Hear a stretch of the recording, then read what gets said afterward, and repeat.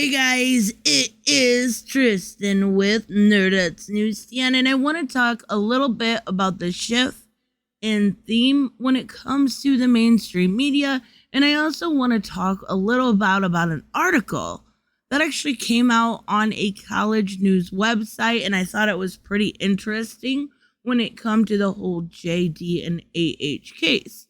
Now, I'm not sure how much you have been paying attention, but for a very long time since the original op-ed came out, the whole theme within, or narrative rather, within the media was that JD was 100% guilty and she was 100% a victim.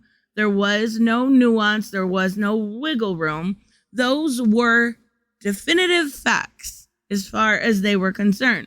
Now, it does feel like over the last year or so since the original audio tapes came out, that has shifted to a point, but it doesn't seem like it actually came to a head to where they're actually noticing nuance and actually seeing the context surrounding the entire situation instead of looking at it through a Me Too lens.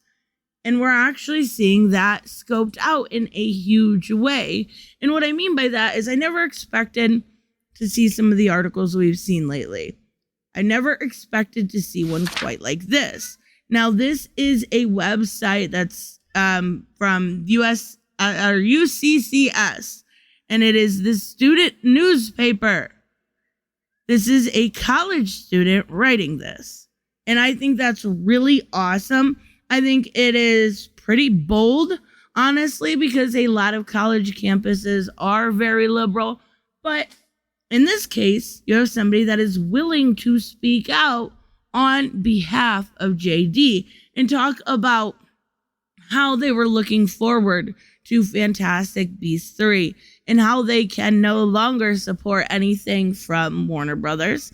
And I think a lot of people feel that way, and how they can no longer support going to see Aquaman 2 or even Fantastic Beasts, both coming out from Warner Brothers.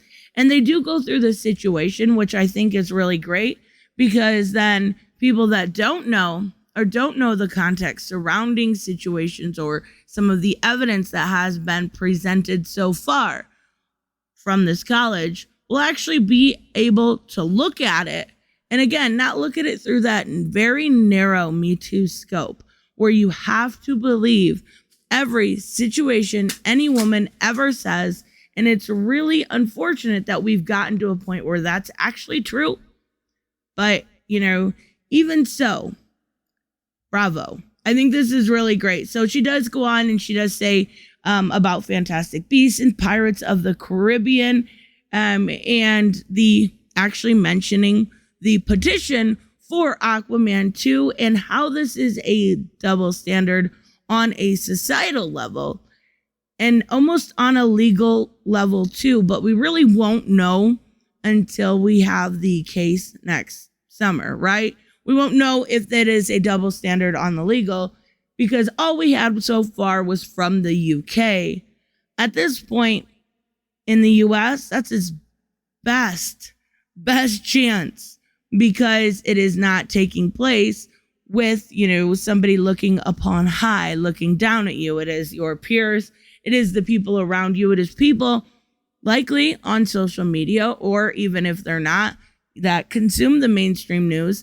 And if the news right now at this point, 9 months away or so from the trial date, is already starting to shift, imagine what another 9 months could do for this case. This could break a lot of records and show that not, this whole, I keep saying it over and over again, demonetized. What am I doing?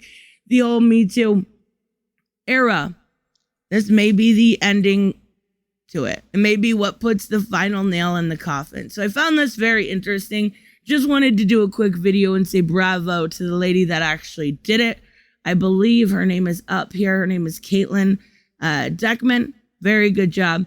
Absolutely enjoy stuff like that, and seeing people really stand up even when they're not in a position to stand up. It's pretty awesome. So I will see you guys in the next one. Bye-bye.